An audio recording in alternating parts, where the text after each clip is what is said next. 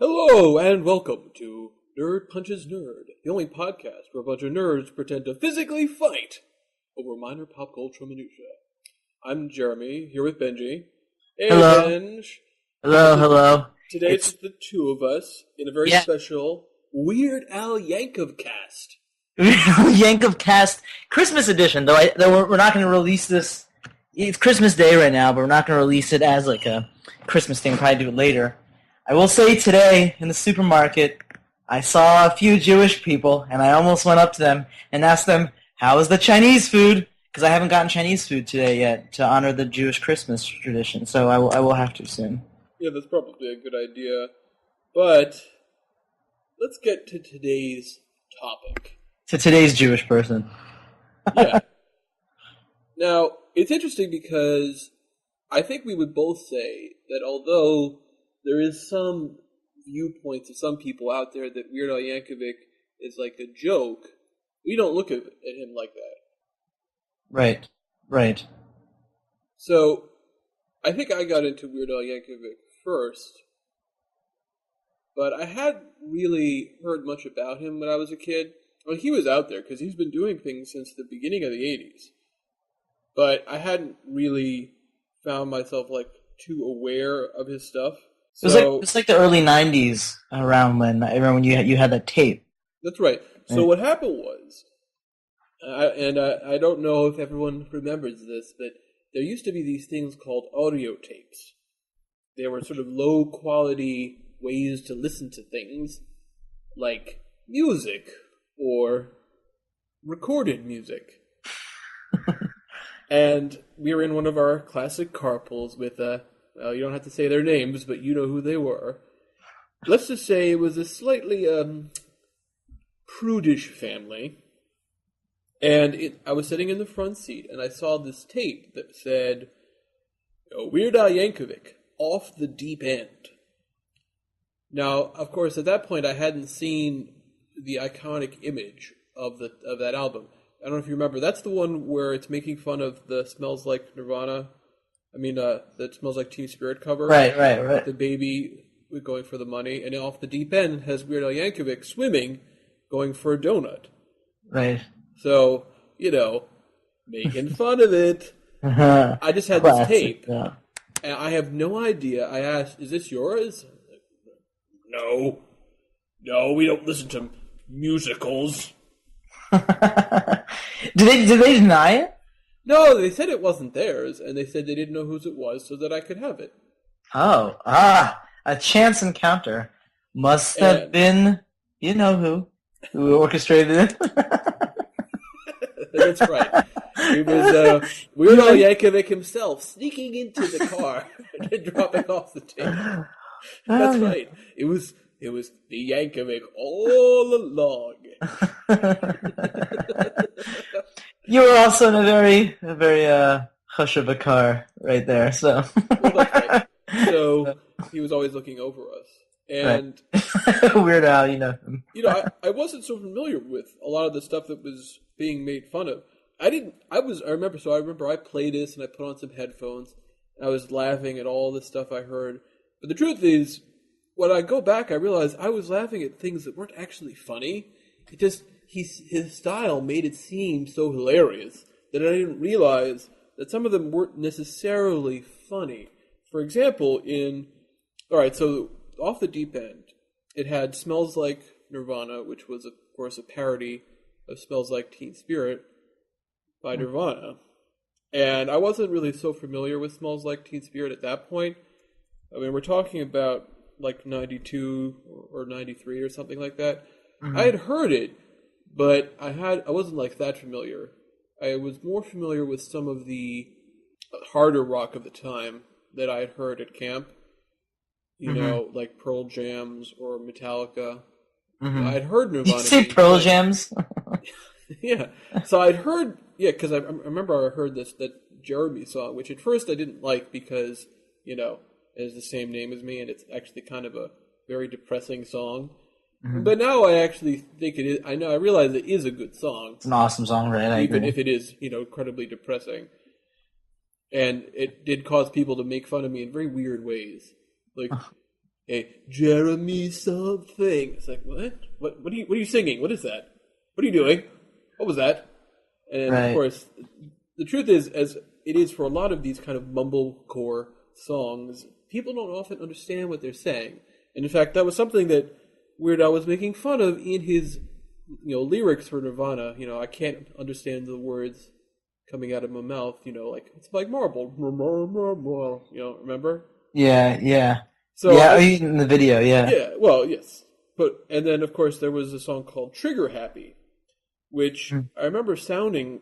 It turns out I was sort of accurate in that it was supposed to be a style parody of the Beach Boys. Right. And that was much more ridiculous. So that was fun. And then there was, Can't Watch This, which was a parody of You Can't Touch This by MC Hammer, who was already kind of fading by that point.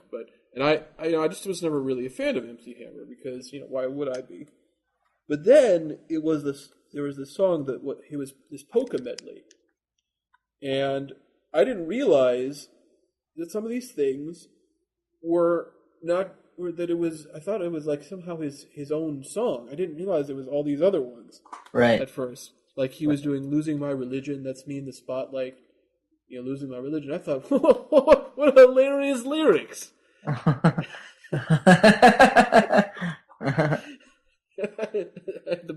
of course, the Ice Ice Baby, which is great, because when he does, check out the beat while the DJ revolve it.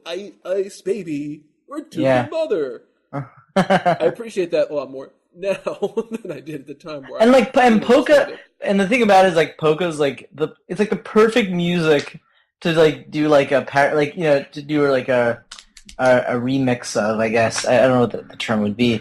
To do a polka version of a bunch of these songs, especially at that time, when like grunge and not just grunge, but just in general, like there was just harder music out there in the mainstream. There was like that was when gangster rap was rising. You're talking about that polka medley. In that was Touch Myself. He also did a little thing with When I Think About You, I Touch Myself. He's been doing polka stuff since the beginning, but he's been doing polka medleys since almost the beginning. Yeah. And I've gone back and listened to all of them, and some of them, it's interesting. So let me just quickly go through what was in that 90, I guess was 92 of the Off the Deep End. So there was Cradle of Love by Billy Idol, Tom's Diner, and Love Shack. I guess people still listen to that. Pump Up the Jam.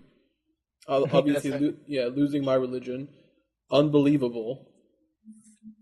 Enter Sandman. I guess people still remember that. The Humpty Dance. Cherry Pie. This one there was something called Miss You Much by Janet Jackson, which totally was forgotten. Now, you mentioned I Touch Myself. I think that would have been forgotten if it hadn't come back in the Austin Powers. Well, I actually know that song because when I watched, when we finally got cable, when I was 25, when I got cable when I was in middle school, I remember they had all these things like with best VH1 would have shows like best one hit wonders and things like that, and William Shatner would host it, and one was and one of the things they showed was I Touch Myself. Right. So that's how I knew about the song.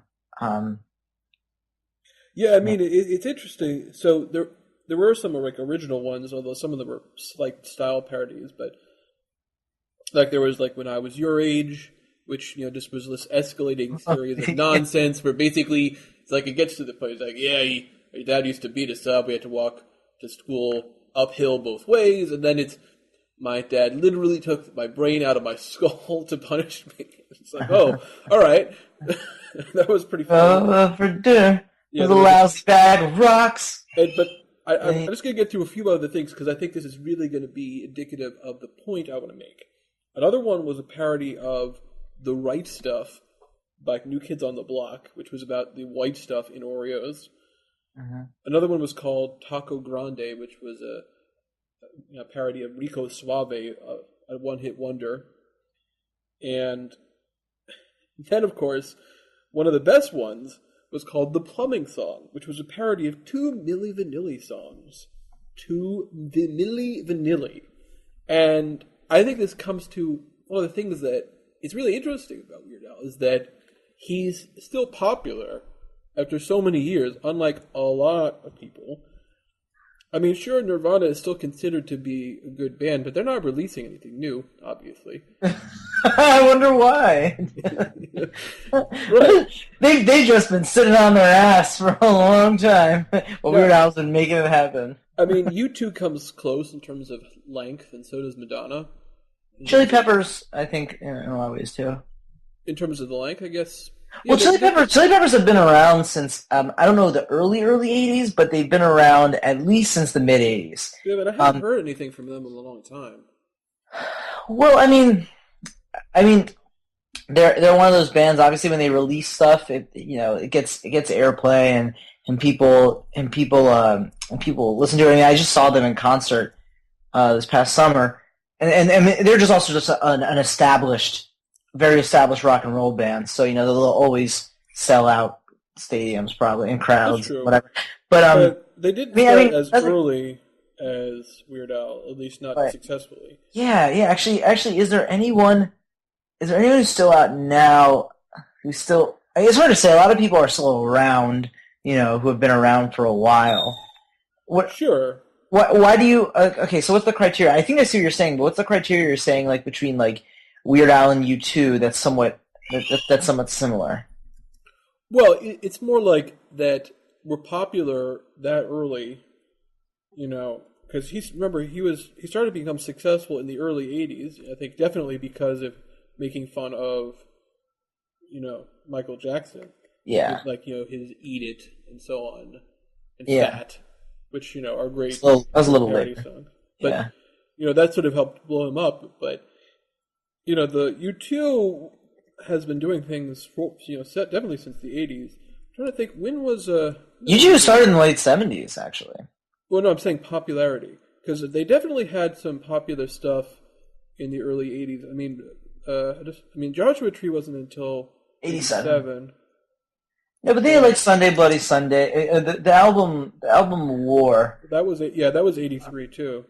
Right. And New Year's Day and Sunday Bloody Sunday were there. So I'm saying compare, but that's one example.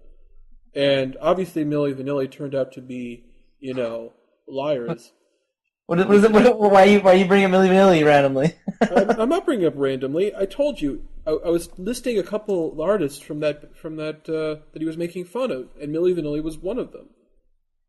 Are you talking about artists who have lasted, or are you talking about artists that he's made fun of? Well, I'm just saying it's sort of U2 is actually one that he did parody later on with that Dentist song. Yeah, but I'm just saying it's sort of interesting. New Kids on the Block had sort of a revival of sorts, at least when they teamed up with the Backstreet Boys on tour. But I don't think anyone would consider them to be quite as impressive. So that was sort of how I started, though, by listening to this tape. And, I didn't really exactly have a lot of money to buy music so much. So I wasn't really able to do much. But you loved it. I remember you were all about it. I listened to it over and over again. You put it on in the you put it on the car in the car stereo or again. You were just cracking up the whole time, listening to it. I just didn't get a lot of it at the time. I liked certain things, but I didn't really get I was 5. So I didn't really get what was going on. I just remember you cracking up about it and really being super into it. And of course in my head I thought, this is one of these things that just older people are into. One of these cool things. Well, the next album that he came out with was called Owlpalooza, and I didn't buy it, but I ended up listening to it because when I was at camp, because Bazazel had it, and I just borrowed the CD or tape from him. I forget which one it was. Right. And that is interesting. It had a parody of MacArthur Park, which was called Jurassic Park, obviously making fun of the movie that was just out recently, which was pretty funny just because it was basically talking about the movie pretty closely. There was also something that wasn't an amazing song, but it was making fun of the Red Hot Chili Peppers, which was, the thing about the Flintstones. Yeah. But the things that were interesting to me in particular, because a lot of that stuff I didn't really find to be that memorable, I guess. But one of them was Achy Breaky Song, which was making fun of Achy Breaky Heart, which is just one of the worst songs that was popular ever. Because it's not fair to just say the worst songs, period, because there's so many just horrible things that nobody's heard. But Achy Breaky Heart was very popular. Right. So in this, he talks about all these other, terrible bands, some of which I don't actually agree with necessarily. Like, I don't think the Bee Gees are terrible, or I don't think ABBA is really. I think ABBA gets a bad rap, but I like a lot of their stuff. But then, of course, he talks about like the Village People, which is like, well, all right, or Yoko Ono, which is obvious. Barry Manilow, it's like, okay, well, those are easy. But it was funny just because it was just blatantly, and we didn't see. I want to talk about this a little bit later, but usually it seems like he has respect for people. One of his things is he always asks permission, because even though you could probably make an argument that it's okay to parody, then you could potentially get sued because you're trying to make a profit off of parodying someone's work.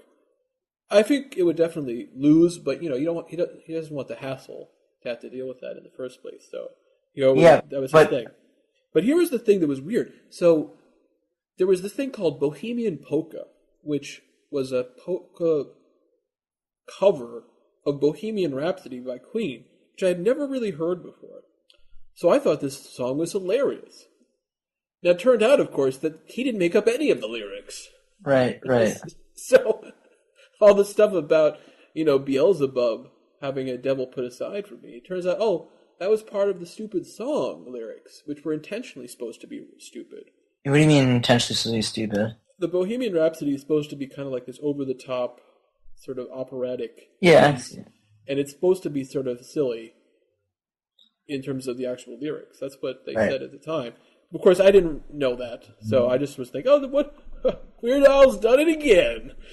But after that, I actually did start buying, his actual albums. Well, next one was Bad Hair Day, right? Right, and I actually did buy that one. That was, of course, the one with the famous Amish Paradise, which was like a hit. Like it definitely people, I remember. Because Gangsta's Paradise was such a hit, and then Amish Paradise was such a hit, and of course the whole controversy, not controversy, but Coolio then claimed that he never gave permission, and then he said, no, I didn't. And then, Weird Al Yankovic said that he had cashed his royalty check, so it was like, I don't know what to say. I wrote a letter of apology after he complained, because maybe it was like an underling that accepted and cashed the check. But they definitely took it. Yeah. I mean, I remember what Coolio was saying was that it's supposed to be a serious song, and he doesn't like, whatever he's saying. He's saying it's a serious song, and he didn't find it. He didn't like what Weird Al was doing with it. And that's happened a few times. I sort of understand it. I don't. Yeah, no. I understand the perspective. The whole thing about these parodies, I guess it's kind of true. And sometimes, like when you make fun of something, you can take away the seriousness of it. But I mean, really, like I'm okay. He's parodied a number of songs that I really like. Do I like find no power in the songs now? Like I just don't really feel that way about the songs in general. I think it's specifically known to be a funny thing. Well, I mean, think about some of his more popular stuff. I mean, like, for example, Eat It. Eat It is a great song.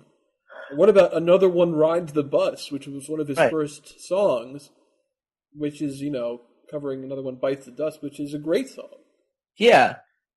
But in other words, I remember when we watched the behind the scenes on that DVD we have of some of the music videos, there's that, the one that shows his first ever performance on, like, the Tom Snyder show or something, and this audience that had no idea and he just starts singing, Another One Rides the Bus.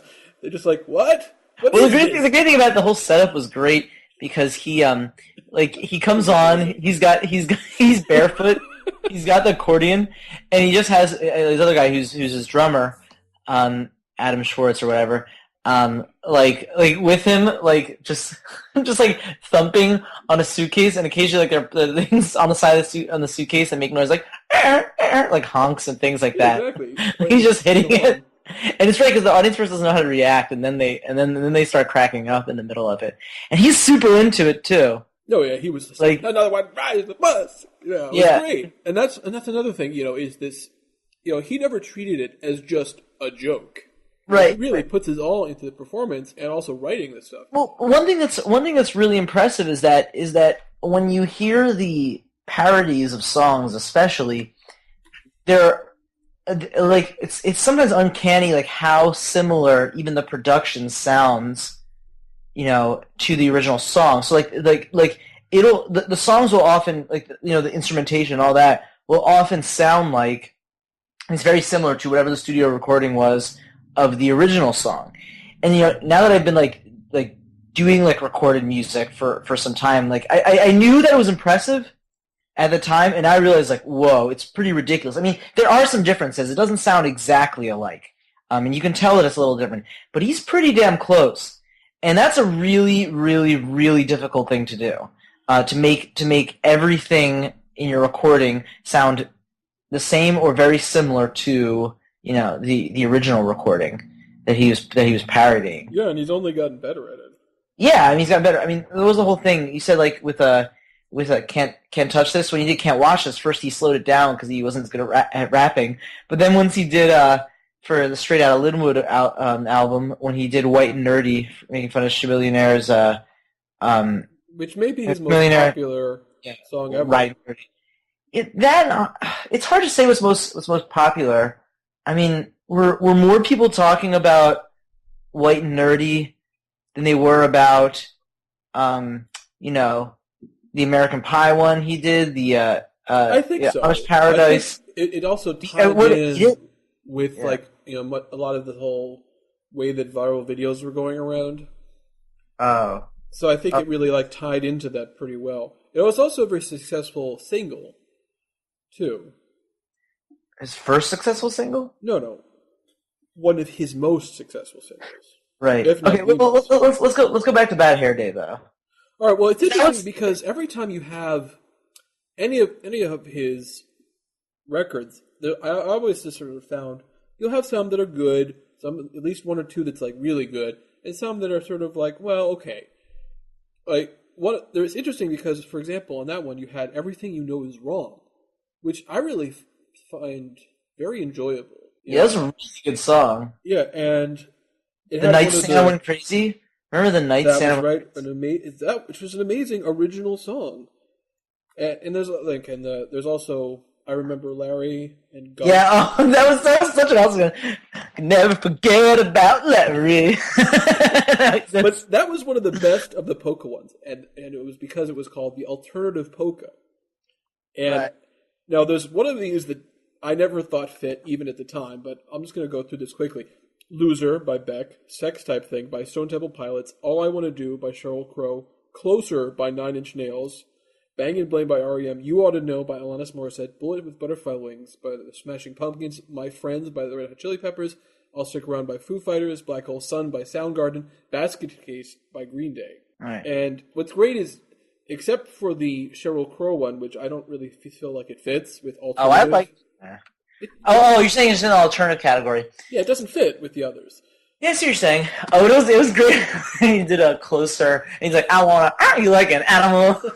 We gave some funny sound. Well, that's why this is a great one for polka because of that sort of serious, grudgy alternative sound to just make it so ridiculous. Starting with Loser is a great way to do it. Well, also, so once again, I didn't really get. I knew by the point you had gotten Bad Hair Day, I knew that he was doing parodies of songs.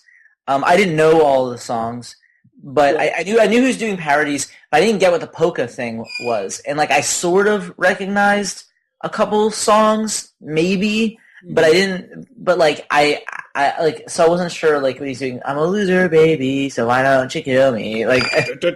Yeah, I liked. Yeah. He does it. Don't start making phony calls. Please stick to the 7-digit numbers you're used to. Right. Well, that was That- okay, I guess. But I was never really a huge fan of Waterfalls in the first place. what So are you talking about? That's just my thing. I just You don't know, really it's care good. for it. Yeah, I wouldn't say Waterfall's the best one. Necessarily, I definitely like Scrubs a little better. And Well, I definitely like that a lot better. yeah. I mean, but It's no Scrubs, but yes. no Scrubs, whatever. Well, you know, I didn't want to have any Scrubs, so I denied the Scrubs. You know. Yeah, but I mean, think about some of the ones that you don't remember as well. Like there was one, The ones you know I don't remember. right? Like there's one called "Calling in Sick," and "I'm So Sick of You." I think. I mean, like who couldn't? That's what I'm saying. Like it's like it's interesting that there are some that I would replay over and over again, and then some I just I'll listen to it once and then I'm kind of done with it. I was in fourth grade, I believe, when Bad Hair Day came out, and I remember like we were singing Amish Paradise, like different kids were talking about Amish Paradise in my class and in my grade, and we would talk about it. We would see who remember more of the lyrics, and a lot of people love the line tonight we're gonna party like it's 1699. That whole thing, and the other thing too is like I had never seen the music video by that point anyway, and then the music video was pretty funny as well. So and then it said like churning lots of butter. I don't know. I ain't butchering the lines, but it. I mean, what was really cool about it is that we knew the song, we knew "Gangster's Paradise" on the radio, and then we knew this song. So yeah. Right. All right. Well, let's talk about the one that came after, which is called "Running with Scissors," because there's some very interesting things that happen on this. One, of course, was "The Saga Begins," which was the parody of American Pie by Don McLean, and I think there's actually a lot of sort of interesting things about that one. I think, and I'm trying to remember, when did the Madonna cover come out? I guess that was let's see, it was 2000. So it was after this one. But The Saga Begins was interesting because he basically wrote it as a summary of The Phantom Menace, but Right. he did it by looking up spoilers on the internet. And then he went to a pre-screening that cost a lot of money for because it was like a charity screening, so he had to pay a lot to get in. Uh-huh. And then it turns out the spoilers were so good that he only had to make a couple small changes to the song. Uh-huh. And the original guy who wrote the first, the American Pie, Don McLean, he said that his children played it so much that they often accidentally sang Weird Al Yankovic's lyrics instead. Uh-huh. And he said he sometimes sings the wrong lyrics when he performs American Pie. That's awesome. Which, Yeah. that's pretty impressive because he's heard it a lot of times. And that's no small feat. Like being able to have something written that people are going to remember, that's a parody is still impressive. Like because it's not like he could just be like, bye bye Mr. Anakin guy. Da, da, da, da. He just make up a bunch of words just to the tune of it. People do that all the time.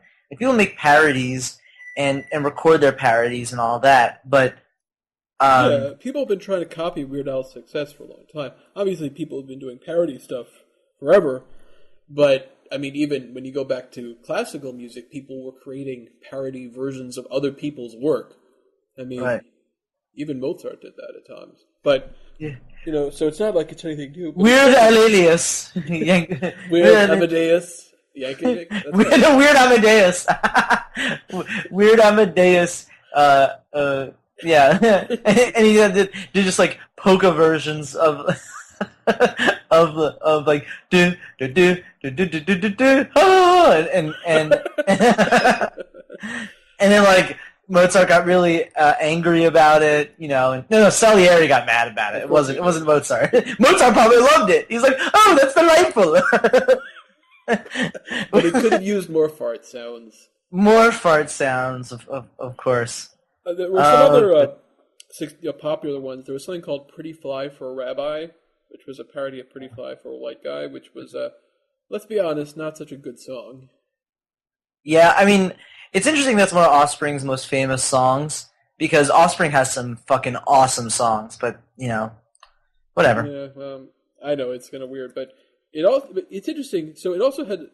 I'm not going to get into the ones that I don't think are as interesting, but it had Your Horoscope for Today, which I liked, and of course, it's all about the Pentiums, which is a little dated now. Wait, Because here's your horoscope is great song because I mean, it what's is really great. what's really good besides the fact that it's a great song, like it's a I mean it's supposed to be sort of parody of Mighty Mighty Bosstones, but in general it's a parody of ska, Yeah, and like I know quite a bit of ska. I mean, Craig knows even more, but like they do a really really really good job at parodying ska in general, and it's not even like they don't just parody that the beat and the guitar, the general guitar rhythm or riff that they do in ska, like everything, the way they yell Scorpio, and at the end when there's the organ, like and then the horns they have, like it's perfect. It's a perfect parody, and it's a great song too. Like you'll what was it about the javelin through your chest? What was the thing? yeah. Your fiance hurls. He's like, It would be prepared expect for a big surprise. surprise today when your fiance hurls a javelin through your chest. Javelin through your chest. um, so apparently, there's like another sort of not as well known 13th sign of the zodiac, which is called Ophiuchus. And so in 2011, Weird Al posted on his Twitter a new lyric for that particular zodiac sign, which was, "You'll become the center of attention when you replace every square inch of your skin with plexiglass." uh, Yeah, but it also has one of the best songs he's ever done. The 11-minute and 23-second song "Albuquerque." yeah, the whole song is great. In fact, every time I go on a plane, every time what plays through my head is because I have my tray table up Up and and my my seat seat back back in the full upright position. position. Yeah. Oh, And that's great because the whole thing is that he survived the plane crash because he had his tray table up and his seat back back in the full upright position. and I love. He said in the beginning, he's like, "And nobody survived except for me." And Well, he said, and it was around that time that a little ditty started going through my head. Ah! Ah! Get off me! I've totally stolen that joke, by the way. Yeah, yeah. It's just very well done. And of course, when we went to see him in concert, that was his encore presentation, which was amazing. Yeah, and he said, and he's like, A, A, L, L, B, E, B, E, E, E, um, Kirky, Kirky. right, and he went on a Yeah. really extended riff on all the different donuts and things that they didn't have during the performance. I mean, remember? Oh, he's an extended one? Oh yeah, it was totally extended. Oh, that's right. Yeah, yeah, yeah. No, he just kept going.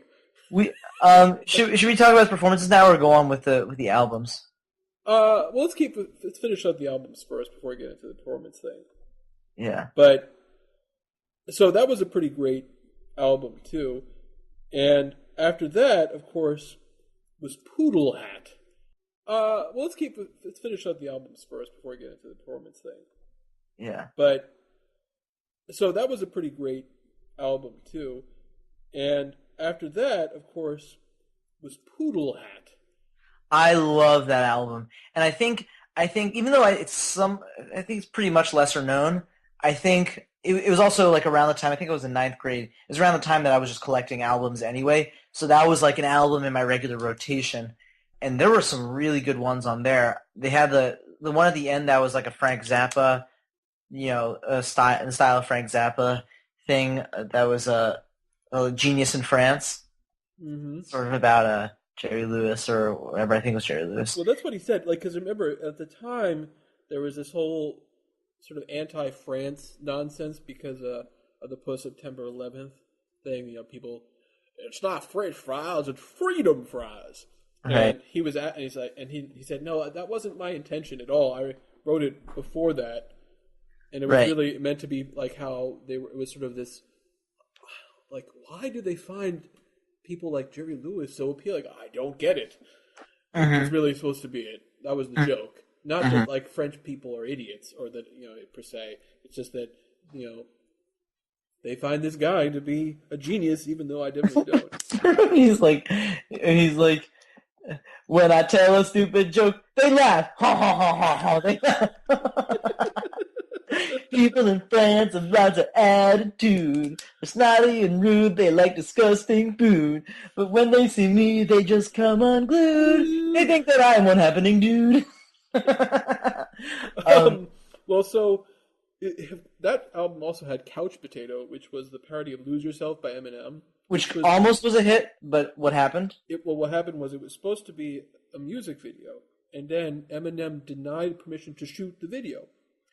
Permission for the song, but not the video. Exactly. And it was just like, oh, all right. So then they ended up using Bob, which, it's fine. Bob, of course, a parody of Bob Dylan. What it really actually was a parody of, even though you said it was in the style of, it actually was a parody of Bob Dylan's. No. The video that he did for it, that Weird Al did for it, was a parody of Subterranean Homesick Blues, but the song itself was Bob Dylan's 115th Dream, is the name of the song, which is an awesome song, which is also kind of hilarious in its own way. Yeah, so, I mean, the video's fine, but, and the song is also fine, considering it's just a bunch of palindromes. Yeah. And, him doing the, I'm in a German. Well, it was also really good because the whole thing is Dylan, like, especially like the songs around that era, like people, the whole thing is you don't know what he's talking about in the songs. Which also we got to make a little reference, shout out to Dewey Cox to that movie, to Walk Hard, when he's like, amazing toaster oven life. Right. Well, another one he had was the parody of Hot in Her by Nelly. Oh, that was great. There's some day. Yeah. Yeah, you better take the trash out. And Jimmy, what was the best line in it? Wait, I don't know. What are you thinking? I got a mop and something in my basement. I'm just kidding. No, in my closet. What? I'm just kidding, doggone it. Oh, right. I'm just gonna do it. But it also had Hardware Song, which was a great original piece. Yeah. Where he used like sounds of hardware in the song, which I liked a lot. And of course, there was a Complicated Song, which was the parody of Complicated by Avril Lavigne, which was pretty good. Yeah, that was pretty good too. And then, of course, one of the better ones, which was Why Does This Always Happen to Me, which was a style parody of Ben Folds, who also played the piano in the recording, which is just amazing song. Amazing. Yeah. And he's when he he's like, because I was going to tape The Simpsons. Why'd I have to interrupt The Simpsons? They didn't interrupt The Simpsons just for the earthquake in Peru. Yeah. And he said about my boss, about what his boss, he took a letter opener, stabbed his boss in the face. He had a knife, and he stabbed him right in the face. He's like, but wouldn't you know it? My knife got stuck. It's bound to happen now and then. But, I never meet I must sharp. have bent the tip a little. What? Yeah, he's like, and this knife won't be quite as sharp again. Right? Yeah. But that also had one of the interesting polka medleys, which was called Angry White Boy Polka. Oh, yeah, yeah. With Papa Roach, System of a Down, The Vines, The Hives, The White Stripes, The Strokes, which is a lot of those, Disturbed, Rage Against the Machines, Renegades of Funk, Limp Bizkit, Stained, Kid Rock, P.O.D., and of course Eminem again with the Real Slim Shady. And it's kind of interesting just because a lot of those people sounded very similar. I always liked System of Down in particular. I always thought they were good. Obviously, Rage Against the Machine is pretty good. Eminem sort of stands out because he's not really quite the same as the sort of generic white boy sound of anger. Yeah. I mean, I don't like the whole thing having Eminem with the couch potato thing, but Eminem is awesome. Like, there's it's still good. So it's interesting what happened after that, because if you remember So the thing that came after that was called Straight Outta Linwood, if you remember. Right. And this is the one that, became really very popular because it had that was the white and nerdy, what we're talking about, the Riding by a Chameleon era. Right. And, the YouTube became a really huge hit, and it definitely became like a whole, he was definitely good at rapping on it. So you were talking about how he improved with that too. Right. Right. Did even Chameleonaire say like he did a pretty good job with the rapping? Yeah. And I thought that was actually a pretty strong album in general. It had a Pancreas, which I liked a lot. Canadian Idiot was okay because American Idiot is not such a good song, so it's hard to make it sound good.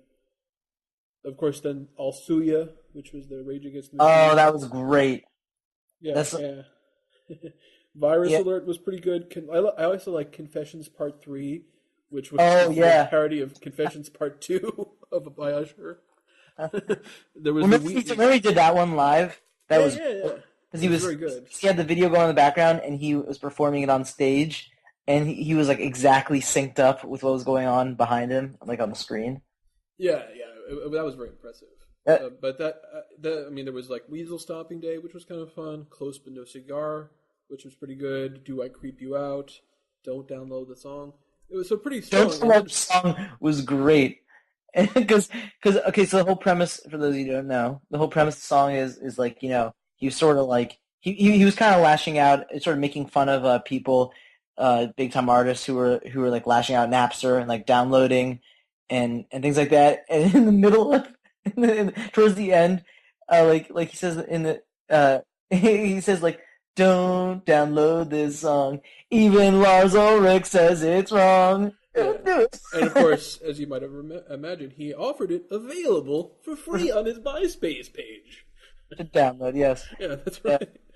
Yeah, so here's what he said about file sharing. I have very mixed feelings about it. On one hand, I'm concerned that the rampant downloading of my copyright-protected material over the internet is severely eating into my album sales and having a decidedly adverse effect on my career.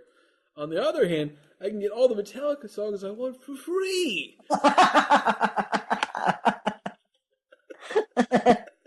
That's awesome.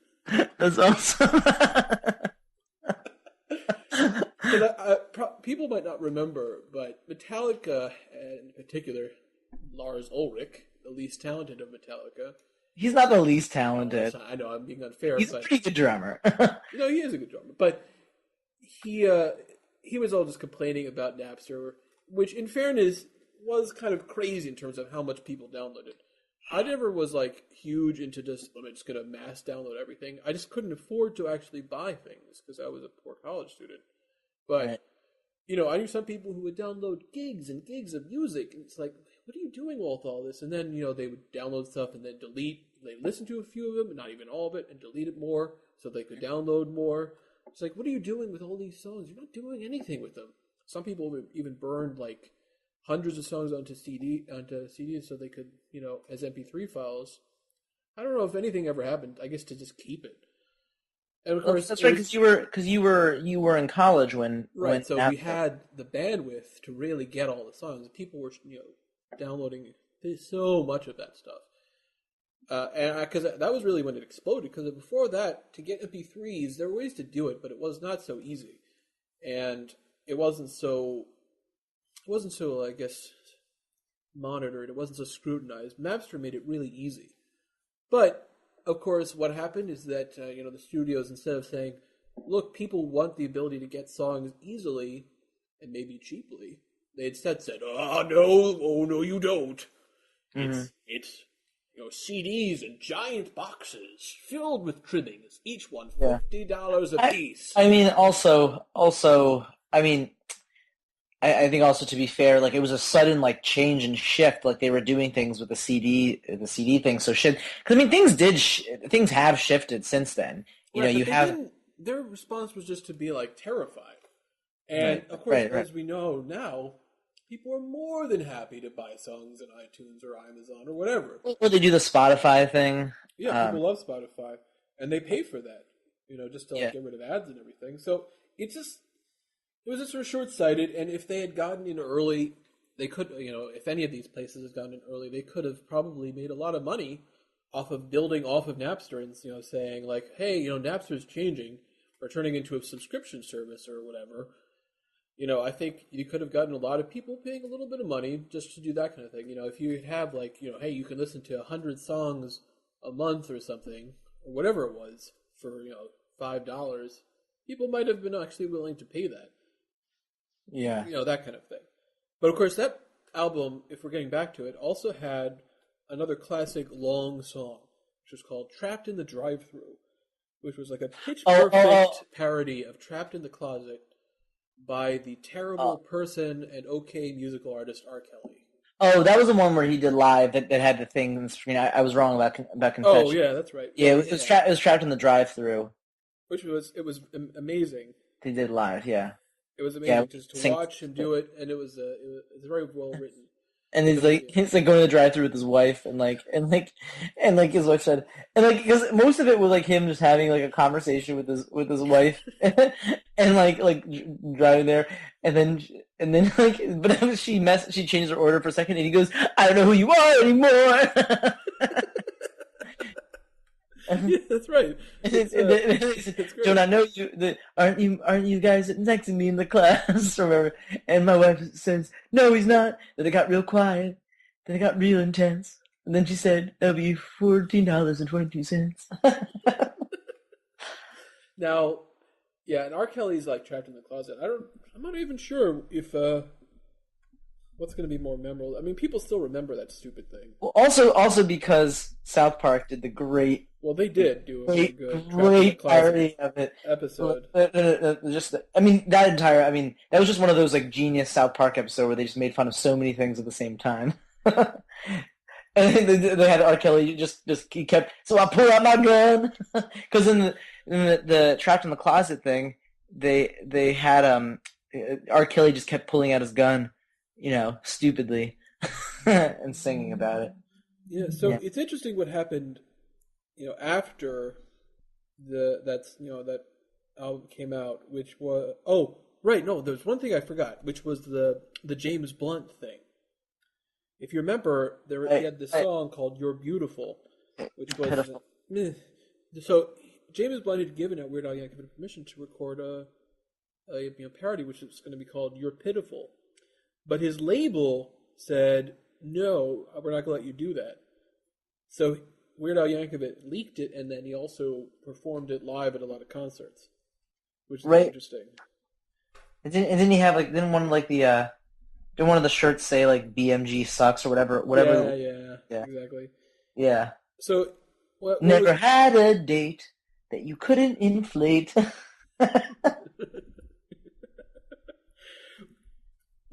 the thing that happened next I thought was actually kind of interesting, because what he did was he started releasing MP3s as EPs individually as he was making them.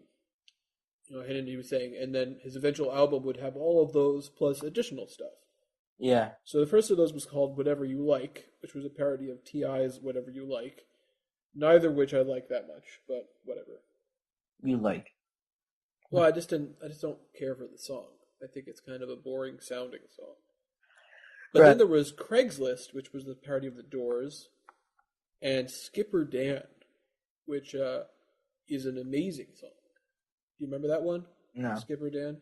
It's like, "I'm a tour guide on the Jungle Cruise ride. Skipper Dan is my name." Like that. It's basically about a guy who went to Juilliard and he wanted to become right. But now he's just living at Skipper Dan. It was like amazing because people just talked about different ways to interpret it, and like, was he happy? Was he unhappy? What did it mean about life and philosophy? And it's anything that can create that kind of conversation to me is interesting.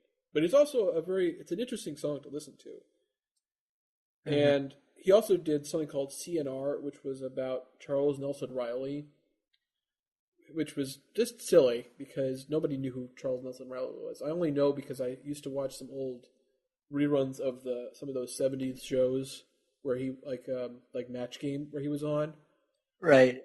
but I wasn't alive when he was first popular, so it was just like sort of silly because he's like he's a very effeminate individual. So that seemed like a sort of like a boring joke to me, I guess. Right. And then of course he had Ringtone, which was a style parody of Queen. That was his last individual release, and I always thought that for a style parody of Queen, I don't know, it didn't always seem like a really like a Queenish song. Like sometimes it did, but I don't know. I wasn't like blown away by it. But then, of course, he had his release, which was called Alpocalypse, which is also his last one released in 2011. And it was interesting, you know. So if you remember, he had the Lady Gaga one performed this way. That's right. That's right. That actually wasn't. Yeah, that actually wasn't bad. Yeah, and apparently Lady Gaga herself. There's like a whole thing where, you know, the Lady Gaga's manager granted, you know, was going to say, well, okay, let me give the lyrics to her, and then the manager said she said no, and then there was like a whole thing about like social media saying what? Why is Lady Gaga afraid of Weird Al Yankovic? And then she said, oh no, I give permission. I'm a huge Weird Al fan. Mm. So, I mean, I actually like plenty of Lady Gaga. She's also kind of like it's interesting because she already has her own like ridiculousness going on, you know. yeah.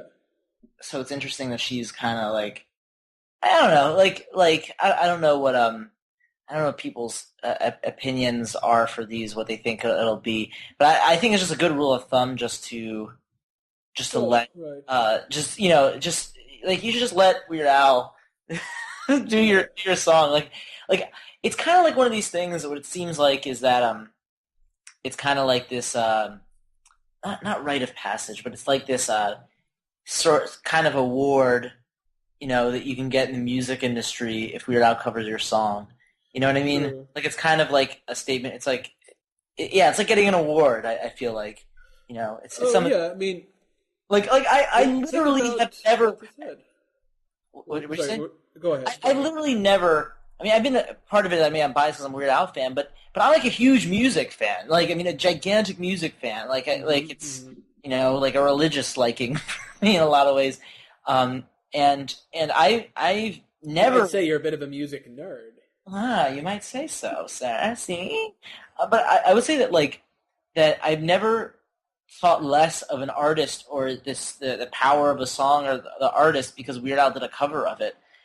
There's this interesting thing just like with just comedy in general that you know that people can get protective of, and it's like I see what they're saying, but it's like why can't you laugh about stuff? So I mean, even my favorite artists always my favorite bands, my favorite musicians, always I've made fun of them.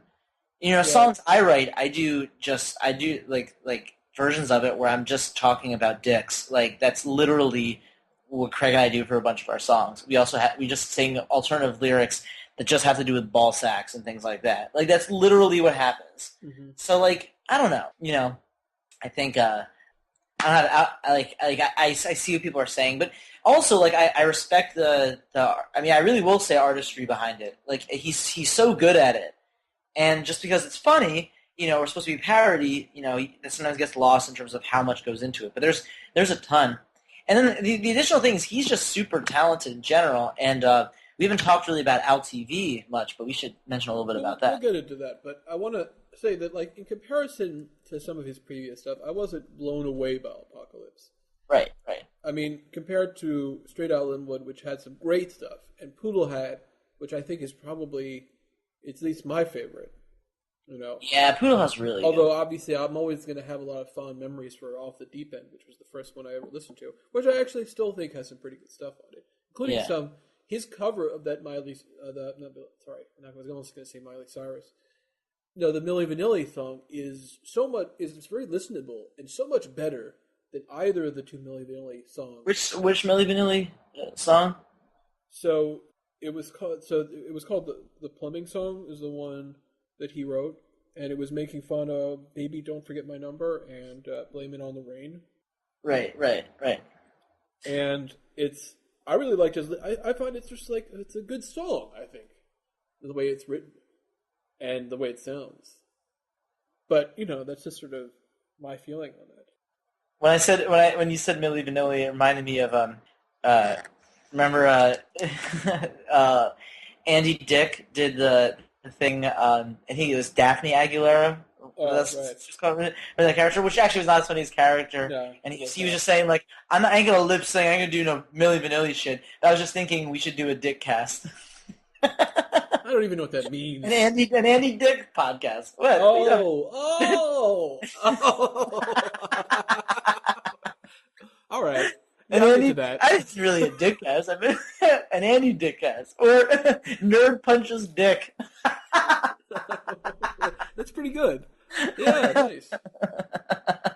I want to talk about some of the other theft that happened earlier on, because I only heard mostly a lot of that stuff later on. When I was in college, I listened to a bunch of his older songs too. Because I had access to that stuff, and of course, since then, I bought like the Essential Weird Al Yankovic, which is 3 discs of some of his songs.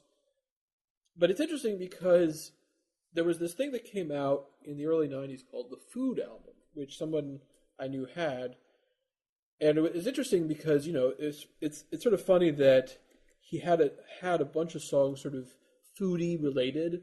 Obviously, a lot of people make jokes like, oh isn't all the songs about food? Mm-hmm. And, he had this one album. And apparently he didn't want to have the release because he thought it was just, money grubbing of the studio. He didn't think it was necessary. So he thought it was kind of silly. And there were some that were left off. One of them was called Girls Just Want to Have Lunch, which Weird Al has said is his most hated song because he was essentially forced to write a parody of Girls Just Want to Have Fun in that way because that song was popular and they thought he should write another song like making fun, talking about food because they thought it would be as popular as Eat It. So he never liked it. And he needed to cut a song anyway. It makes sense because the song is like, it's all right, but it's not, it's not as memorable as other stuff. It's kind of annoying. Yeah, so, that one he had, I just think it had Fat, of course, and Lasagna, which was a parody of La Bamba. Yeah. Which is okay. Addicted to Spuds, which was Addicted to Love, making fun of. And then one of his earlier ones, I Love Rocky Road. I Love Rock and Road. There was something making fun of Stan called Spam. Of course, Eat It. My Bologna, which was making fun of My Sharona. Mm-hmm. And then there was something called Theme from Rocky 13, The Rye or the Kaiser, which was basically about Rocky Balboa, who is now old and retired and is running a deli. Yeah, so little do you know there was going to be a movie about Rocky. Yeah. Actually, the last Rocky movie, Rocky Balboa, was pretty good. Yeah, well, there's a recent new Rocky movie with Rocky versus De Niro. A little bit. They had so many references to Rocky in it. It was ridiculous. Oh, it's so clear that it's like a Rocky sort of thing. Yeah, well, it's like, oh, hey, look, De Niro was in a famous boxing movie. Stallone was in a famous boxing movie. Let's have them fight again. Yeah. It was just lazy, I guess, is what it was. But it's interesting because, if you look back at like some of his old polka medleys, so it's interesting to see how things have changed and what's been popular at different times. You know what I mean? Right. Like if you look at like his first polka medley, which came out in '84, was called Polkas on 45, and it had like Sex on the Water and Hey Jude, Inagata Davida. He was just Every Breath You Take, Should I Stay or Should I Go, My Generation. Oh, that's right. I do know what you're talking about. And he just sort of like, put a whole bunch in there. Of course, then after that, he started getting a little bit more like specific to that exact time, like having, Tina Turner's or Hall & Oates, Twisted Sister, 99 Luftballons, etc. So it's interesting just to look through because sometimes they work really well. I tend to find that those polka mixes are always pretty good. It's nice because sometimes he released his own like video version of them, And although some of them he never did, but people on YouTube, of course, who have all the time in the world, have managed to make, versions of all of these, which I think is pretty cool. Yeah. Although sometimes they get taken down because, Well, it's interesting because, I mean, there's been you see, the intense love for Weird Al people have. So remember the whole thing where they made that fake trailer for a Weird Al, for, a Weird Al biopic? Oh, yeah, the Funny or Die thing. That was great. He's like, I'm the weird one. I'm the weird one. Right. And then Madonna's thing, oh, yeah, like a surgeon. We forgot to talk about that one. Right. So I hear you want to parody one of my songs. Yeah, that was when I realized that Olivia Wilde was actually talented. Yeah. Because before that, I didn't realize that she was. Because I thought, I was like, oh, it's just another, pretty girl. But she was very good at that, playing Madonna. Which apparently Weird Al and Madonna hooked up in the fictionalized version of his life. It's great. I love how when she was crying, she did, the hands in front of her face dance move. Yeah. But yeah, and then of course there was that other Funny or Die thing, which was when when Funny or Die had more followers on Twitter than Weird Al. You remember that one? Yeah, and they're like, I'll go to the office, and you enter the conference room, and it's Weird. Somebody brought a cake, and then of course he's like, and then Weird Al turns around in his chair, he's like, it's a trap. And he shoots all of them. He's like, I vote die. Well, it is interesting because Weird Al, obviously, he's been around since the early 80s. He's impacted so many people. He's impacted so many comedians, not just parody singers, although obviously that too, because how could you not? Right. But, comedians in general. And he had such an interesting look. Of course, back in the day, he had, the really long curly hair and the big glasses, the Hawaiian shirts and the accordion, so it was very... And the mustache. Oh, that's right, the mustache. Yeah, the mustache. Eventually, he got rid of the glasses and mustache, but he still had the hair, and so it's now he looks like a hip vegan, which he is. Right. Well, he always has been, and it's interesting just where he shows up. I mean, if you even go back to I remember he was in the Naked Gun movies. He was in all of them actually. Now that I remember, you remember the Naked Gun movies? Yeah. I'm not super familiar with them, but I have seen. You've actually, O.J. Simpson aside, I think you would actually like a lot of them. They're one of those just ridiculous movies that have Leslie Nielsen playing it really straight. Don't Call Me Shirley. Well, that was Airplane. I know. Of course, was his first thing, but it sort of continues on that. But I think it's interesting because Weird Al Yankovic has just made so many cameos. Because he's instantly recognizable. Oh my God, it's Weird Al Yankovic, right? Right. Which we should talk about Al TV then. Yeah, all right, okay. Do little sketches, and then one of his great things is that he would make these fake interviews with celebrities, where he would find a similar backdrop to wherever they were being interviewed, and then just cut it together to make it seem like they were answering much different questions. Yeah. And of course, there were some great things about how Eminem was saying that he's, he was basically hating on women. he's like, relax, guy. I like gay men.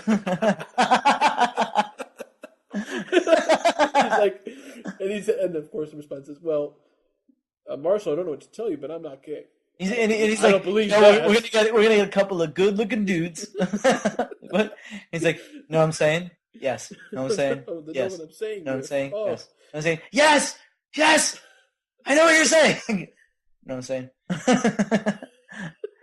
Well, I mean, he was good. I mean, even the early ones, too, the one with Madonna was great, because, Madonna, he asked, Madonna, a question, Madonna was, looking up, what are you looking at? He's like, what are you looking at? And then he said, do you have any advice for your fans? Life advice? Oh, yeah, whatever. It was great. Of course, the one that was the best, which one was it? No, there were so many good ones. I can't say it best, but the ones that really. So there were some really good moments, the one with Celine Dion, where she would talk about growing up. She's like, I love the smell of my mother cooking, and he's like, what? And then there was the one with Avril Lavigne where she's like, I've literally been living out of a suitcase for the past 2 months. He's like, you've literally been living out of a suitcase. And he had one with Ozzy Osbourne before the Osbournes. That's true. That's true. And then he had a great one because it was good how just fucking like he got so like he got rancorous with when he did the one with Kevin Federline. Yeah, that was probably one of the best ones. Yeah, because he was just laying into Kevin Federline like you've never seen Weird Al do. Like he starts yelling at him in the middle of it. But he said like, you know, what we're gonna do for the second music video. Oh, that's great that you think there's going to be a second music video. I think also one of the better ones was the Jessica Simpson one, where she kept saying Jessica Sampson. He's like Jessica Sampson, Jessica Simpson. Well, remember he said he was like, so what's the concept for your music video? Well, I really want to get like a real club environment. And he's like, so let me just take a guess. It's gonna be at a club, yeah. So and there are gonna be people in it, and they're gonna be dancing, yeah. And people will probably be, you know, drinking in the music video. And he's like, yeah. He's like, no, that's great. Sounds like a great music video. And he said, very original. What's one of your biggest talents? He's like, you know, I'm a very real person. That's right. He said, well, you're right. You exist. You exist. Oh, well, yeah. Then yeah. So then he was doing these YouTube videos, you know, the face-to-face things, which were just sort of the continuation of that same idea, not necessarily promoting anything particularly. I mean, like, sometimes they were. I feel a little bit like I was a little oversaturated because like I liked him doing them out on the LTV stuff, but whatever. It's not really a big. Some of them were really good, and some of them were okay, but some of them were just so funny that I think it's worth to have them. Well, there was a good one with Morgan Freeman where he was just like, he's like saying like, I'm gonna do a striptease, and like, and the lights are going off, and Morgan Freeman's like, no. One of my favorite ones was with what's his name? The guy from Mystery Man with the mustache. William H. Macy. Yeah. He's like, and he's saying how anyone can do that about Weird Al Yankovic. It's like, oh, shouldn't have said that. It's like, oh yeah, well I could act too. And he takes up like the skull. It's like, to be or not to be. That is the question.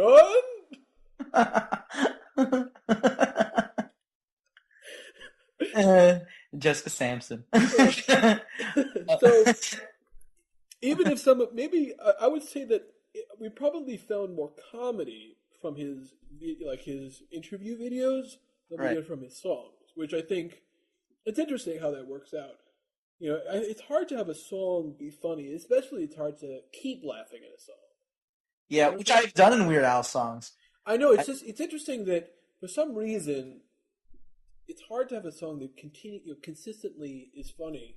Because I don't know, I guess part of it is sometimes the surprise of what you're not expecting. I think some things are still hold up as being pretty funny. I mean, Everything You Know Is Wrong is pretty good. Of course, Why Does This Always Happen to Me is still pretty funny.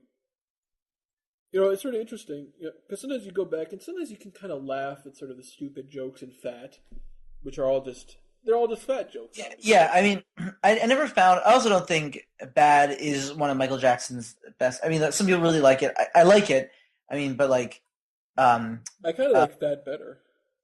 Yeah, and I like Eat It. Well, the great thing with Eat It, first of all, Eat It was one of the first things I knew, because actually I had heard about Weird Al when you were talking about it. I remember I was really young, and I remember in kindergarten, I remember someone putting on the tape at like recess or something when we had like indoor recess, and I remember the whole thing where he was saying, oh yeah, and he plays the guitar so loud and so much that he explodes, and so we just kept playing that song so we could hear him exploding when he was playing guitar, which was pretty funny. Well, it was great. The video was amazing. Because like when they would do like behind the music for Weird Al or something like that, they showed like the split screen between Weird Al, between Eat It and Beat It, and pretty much it was almost exactly the same. Weird Al did almost all the dance moves like pretty well. Like there weren't even Yeah, up to a like point. I mean, did he ever? I mean, I think he had some. Did he at any point have like a stunt double to do any of the dance moves, or was it No, just not for that. I think for some of like there might have been parts where there was a stunt double, but yeah? not for the dancing. Yeah. Especially because he'll do a little twirl. No, it was for living with a hernia that he Oh, had a right. stunt double. That Yeah. clearly had a stunt double, which was fine, especially when he goes, "Ow!" But anyway, um, Right. but the whole thing with Ia, yeah, he was doing all the dance moves that was in the beat video, like everything, even when like the picture would fall or you know or where they would go. But of course, they had different different props because in Beat It, towards the end when they had like the two gangs had the knife fight, but like in Eat It, like one has like a spoon, one has a fork. Yeah, that's right. Exactly. Well, Idiot is kind of it's an interesting song. I like the way it's written as well. Also, I mean that song you could say like, oh, he does these songs about food, but actually that song was more about just like saying like just you better eat your food because other people are starving the world or whatever. Which I thought, It's basically that is what it is. It's about like a yeah, parent talking to a kid. Eat it. yeah, Eat it it. was pretty good. Let's talk about his when we finish this off. Let's talk about his show, his performance. Well, I We did saw. want to bring up one thing first, Oh, which was "Dare to Be Stupid." oh, right, that was amazing. That was a Uh, really good song. That was like legitimately one of his best songs. Like it's really good. the Devo style parody, of which Devo himself said, "I am so unhappy that someone else wrote this instead of me." Yeah, yeah. Dare to be Stupid. That was just so great. I mean, the music video was great. It was it was a really genius music video. It was like talk with your mouth full, bite the hand that feeds you, bite up more than you can chew. It's okay. You can dare to be stupid. Let's go. So let Yeah, me get the exact quote from Devo. He said, "I was in shock. It was the most beautiful thing I'd ever heard." He sort of resculpted that song into something else, and I hate him for it, basically. And apparently, it was also well known because it was in the Transformers the movie, which I never saw. So I don't really know what to say, I other mean, it's also. than I wonder what's better, Transformers or Weird right. Al. Well, yeah. What a It's a question. question of the century. Yeah, but it's interesting because I was just looking that up, and apparently, in a recent Transformers animated show, Weird Al Yankovic had a guest voice as some machine, where he said that "I am Rekgar, I dare to be stupid," making a reference to that.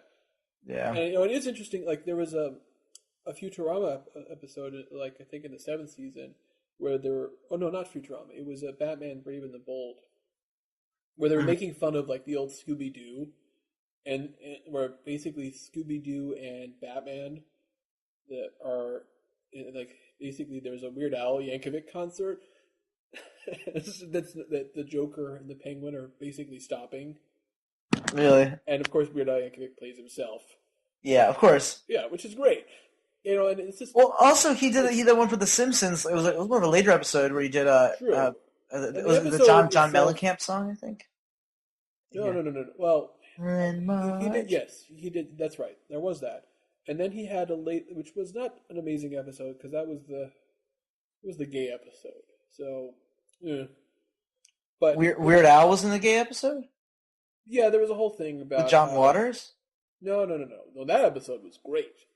No, this was a later one where basically he moves out of the house and he's living with these gay guys, and eventually he has Weird Al play a song to help win Marge back and everything. And, I Mhm. mean, listen, the John Waters episode was a great episode. Yeah. It's back to suicide again for me, etc. And of course he was great in it, John Waters. But the other Weird Al Yankovic that I remember was something called That '90s Show, and it was not a really great episode because it was one of these They weird had retcon you mean things that where '80s show? no, no, no, it was an They episode they, of The they did. Simpsons. Oh. Yes, that '80s show was a short-lived show that only I ever watched. But that being said, the this '90s episode was one of those weird sort of retcons where they said, "Oh well, because of the it's been almost 30 years of The Simpsons, we have to now say that instead of meeting in the 70s or 60s, they actually met in the 90s, so that we can keep Bart and Lisa, etc., the same age. It's like, who cares? You don't have to do that. But whatever. The thing that was funny, though, was they basically become a popular band that's like really obviously making fun of Nirvana and grunge in the way that they look and dress. And then, of course, they have the greatest part, which was when Weird Al Yankovic is parodying their songs with something called Brain Freeze. And then Homer's watching and turns off the TV and he says, "He who is tired of Weird Al is tired of life." Yeah. And I said, you know what? I'll give you that episode. Right. I'll give you that. All right. So you want to finish off by talking about his live shows? Yeah. So how long ago was it? It was his Poodle Hat tour. I'm pretty sure it was before Straight Out Linwood.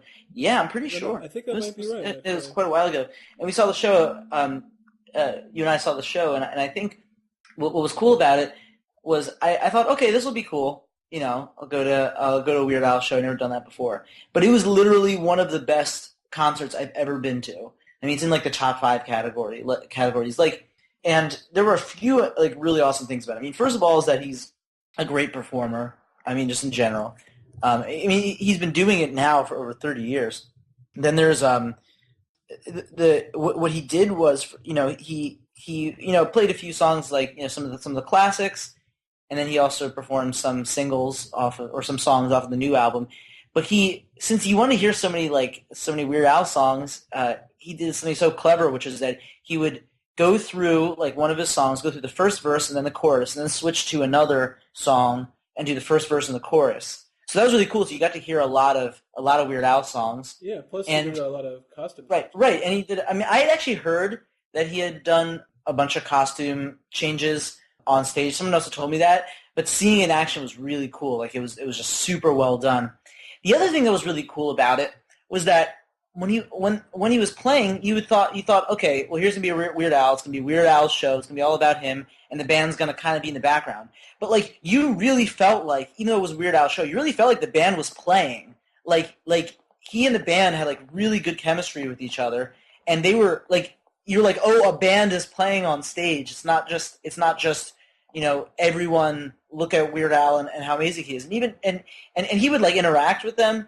And I remember even at the end when he was like introducing everyone, like, oh, John Smith, everyone, or something like that, like the guitarist, and he would just you know, normally at a rock show they'll do like a solo, and in this one he just did like and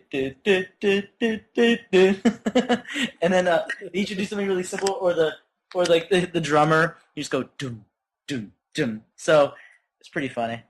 Yeah, of course. I think he also did his fat suit too. No, he did the fat suit and the glasses and mustache. Yep, he did.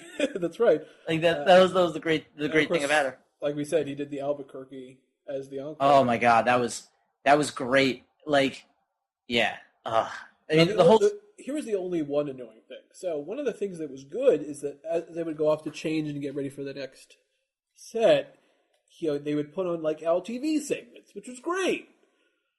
You know, watching these interviews. But then the problem was there was like one guy near us who, I guess, knew by heart some of these interviews and started saying the words to the. It's not just a song that you're okay. I get it if you want to sing along with a band. I don't really like it per se, but I get it.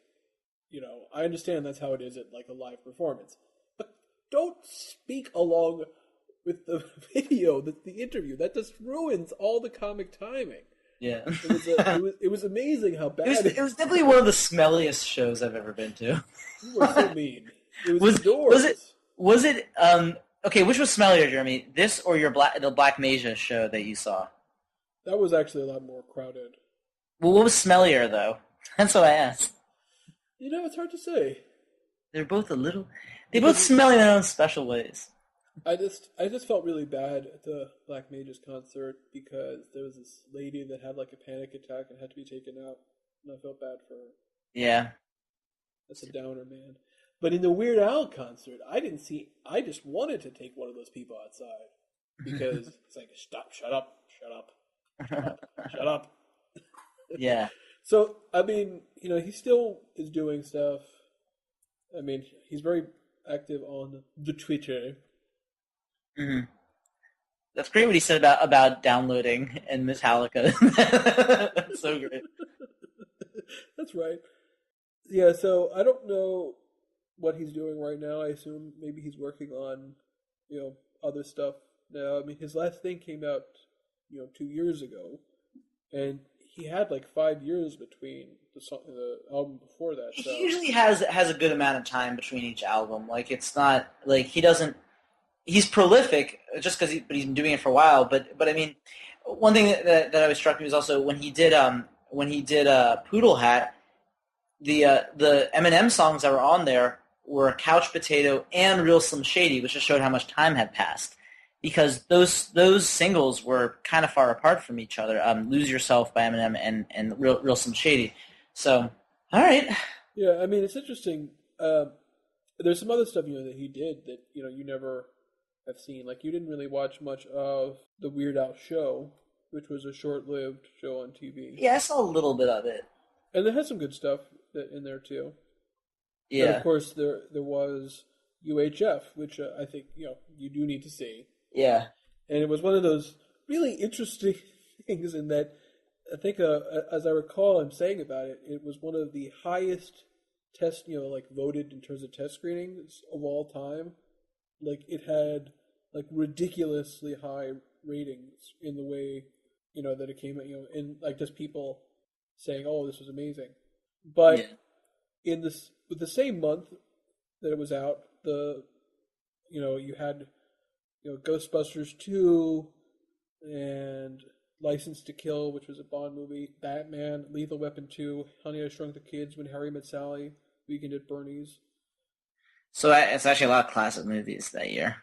Yeah, I mean, Weekend at Bernie's is not so great. But that being said, it's understandable how maybe it didn't become as good. The UHF DVD is actually pretty great because there's one of the segments. He doesn't have to have like a deleted scenes that you can like watch per se, like where you just watch a bunch of scenes. It's like a little video where he talks about it. He's like, listen, we have so many deleted scenes, but let me tell you, most of them deleted for a reason. So I'm not even going to let you watch all of them because some of them are terrible. And like at one point he comes back and says, you know what, we're not going to watch that. I'm just going to fast forward this part. And that's it. He just like fast forwards through all these other. It's like this scene was terrible. No, you are not watching this. Right, right. Yeah, so Yep. And that was before Michael Richards was revealed to be apparently secretly, accidentally racist. Amazingly racist. Oh. All right, I think we covered, why we like Weird Al so much. Yeah. It's not ironic liking of Weird Al. It's sincerity. I mean, not all his Also, songs just are funny, but he as a performer he's great. He has produced some things that are hilarious, no question. And he's been around and he's been getting better. He's still great at making things sound like the original artist. Yeah. I mean, he's a living legend. I mean, and in a number of ways, it's really cool just because he's done so much. You can even just say in the entertainment industry because, I mean, there's music, but he's also, he's been featured in a lot of different videos, things like that. Like he's always doing stuff. He's a great performer too. I mean, he really is like I put him in like a genius category. Like he's one of the best like musical artists ever. I think he's really cool, and it is cool that yeah, and it's also cool that he's first of all he seems to be. I don't know for sure, but it seems like he's a pretty decent guy.